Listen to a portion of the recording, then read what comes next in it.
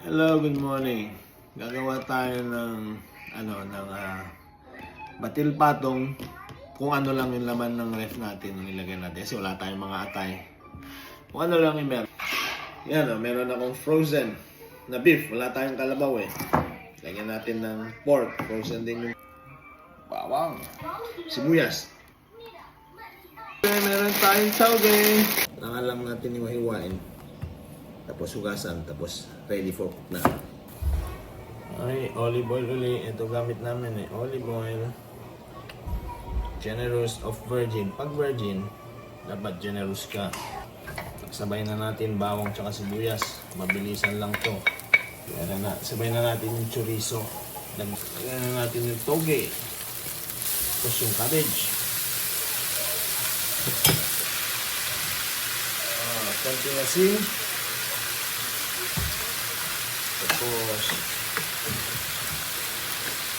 pag naramdaman pag na-feel mo okay na, tabi muna natin to. Same pan, oil, beef. Lagyan natin ng konting pampalasa, onion powder, konti lang.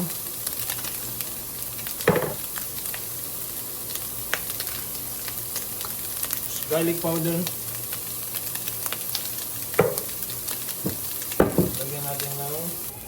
Lalagay pala tayo ng chicharong bulaklak. Same pan, pakulo tayong tubig para naman sa pansit. Lalagay natin yung kanina. Gamit na tayo ng Singaporean noodles para mabilis lang. 4 kami kaya 4 na itlog. Huwag na natin batilin sa isama na natin dito yan. Para lang tayo gumagawa ng egg soup. Gawin lang natin para lumapot. Pansit!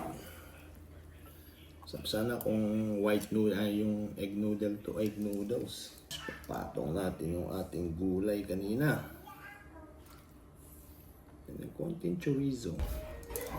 Tapos yung beef kanina, beef. Kalabaw sana, wala naman tayong kalabaw. Wala tayong atay. Ano yung nasa ref? Yan. Lagyan naman natin yung ating itlog.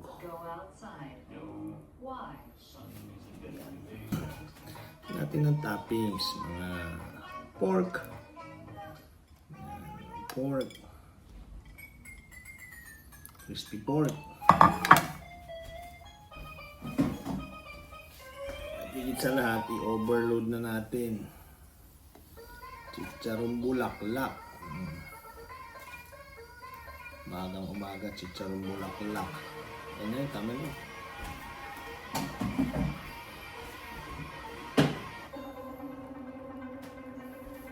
Siyempre, tatapusin natin yan ng scallion. Overload na yan, boy.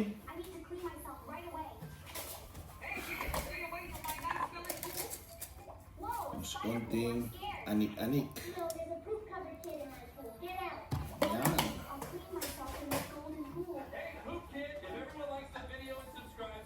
Kaya natin ng konting samaw lang dito. Oh.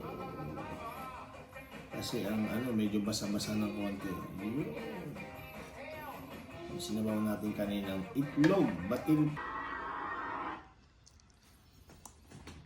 Yan. Yan ang batil patong. Natin ng itlog. Sausawan natin na medyo maanghang.